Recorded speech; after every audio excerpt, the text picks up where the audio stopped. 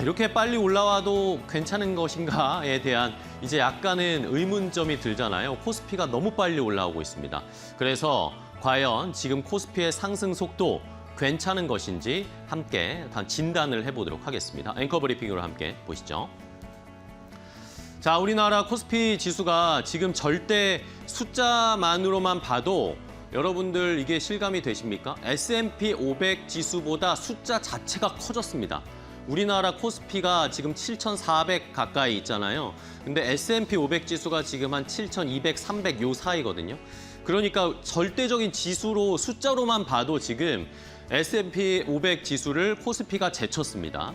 자, 그리고 지금 시장에서 나오는 이야기들은 10년 주기설을 좀 살펴봐야 한다라는 그런 이야기들이 여기저기서 좀 나오고 있더라고요. 자, 과거에 우리가 1970년대부터 현재까지 이 길고 긴 역사 동안 미국의 S&P 500 지수와 우리나라의 코스피 지수가 어떻게 올라가고 내려가고 했는지를 한번 차트를 환산해서 쫙 그려보니까요. 자, 이 점선으로 표시된 것, 검은색은 S&P 500 지수입니다. S&P 500 지수는 뭐 여러분들 다 아시다시피 뭐 꾸준하게 우상향을 했습니다. 안정적으로 크게 떨어지지도 않고 엄청나게 급등하지도 않고 꾸준하게 우상향을 하는 모습인데 코스피 이 파란 선은 아무래도 좀 우리가 부침이 있죠. 1980년대 이때는 우리 경제 성장이 엄청나게 이루어지면서 지수가 가파르게 올라갔습니다. 그런데 또 중간중간에 우여곡절이 있었고 최근에는 그렇게 좋지가 않았습니다. 그런데 자, 보시는 것처럼 이 코스피와 S&P 500의 골든 크로스, 데드 크로스, 그러니까 어느 쪽이 더 강세였느냐를 한번 따지고 보니까 10년 주기로 이렇게 바뀌고 있다라는 것이었습니다. 이렇게 말씀드린 3조 호황 때는 우리가 좋았고요. 그다음에 닷컴 버블 이후에는 미국이 더 좋았고요. 다시 우리나라가 조금 좋았다가 최근에 우리가 경제가 안 좋으면서 또 떨어지는 모습이었죠. 근데 지금 임계점에 도달했습니다.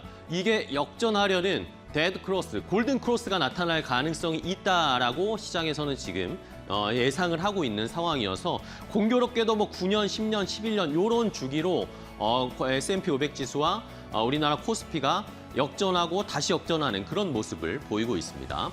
자, 다음 페이지 보시면요. 자, 지금 코스피가 굉장히 빠르게 올라오고 있잖아요. 우리가 1980년대 우리 경제 성장이 엄청나게 이루어질 때 3조 호황의 영향을 받으면서 우리 경제나 주식시장이 매우 좋아진 상황이었습니다. 자, 3조 호황, 유가도 낮은 상태였고 그리고 달러도 약한 상태였고 금리도 낮은 그런 수준의 1980년대 우리나라 지수와 지금 그걸 환산해서 현재 코스피 지수의 움직임을 딱 체크를 해봤더니요. 굉장히 비슷하게 지금 움직이고 있습니다. 우연치 않게 약간의 조정을 받은 이 모습까지 최근에 전쟁이 났을 때 이 모습까지 비슷하게 이루어지고 있거든요. 그런데 지금 보시는 것처럼 노란 선이 지금 1980년대의 코스피를 현재 지수로 환산한 겁니다. 근데 지금 그 위를 추월하고 있죠. 이렇게 하면서 우리나라 지금 속도가 굉장히 빠르게 3조 호황 때보다 지수의 상승 속도가 굉장히 빠르고 가파르게 나오고 있다라는 겁니다. 만약에 3조 호황 때처럼 그럼 좋은 모습이 이어진다라고 하면 그때 당시로 환산했을 때 9,300포인트까지도 갈 수 있을 것이다라는 그런 예상이 나오고요. 또 공교롭게도 3조 호황 당시에 미국의 S&P 500 지수도 지금 S&P 500과 굉장히 유사한 형태로 움직이고 있습니다. 이런 3조 호황이 과연 일어날 수 있을, 전쟁이 끝나면서 유가가 떨어지고 미국이 금리를 내려주고 이러면서 또 트럼프 대통령이 약달러 정책을 만약에 드라이브를 건다면 다시 한번 3조 호황의 그런 좋은 조건이 펼쳐질 수도 있다라고 생각을 해봐야 되겠죠.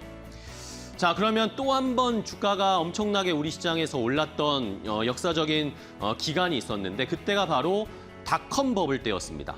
자, 닷컴 버블 때 물론 버블이었지만 그 전까지 버블이 터지기 전까지는 주가가 엄청나게 상승했던 것이 우리나라 시장도 마찬가지였습니다.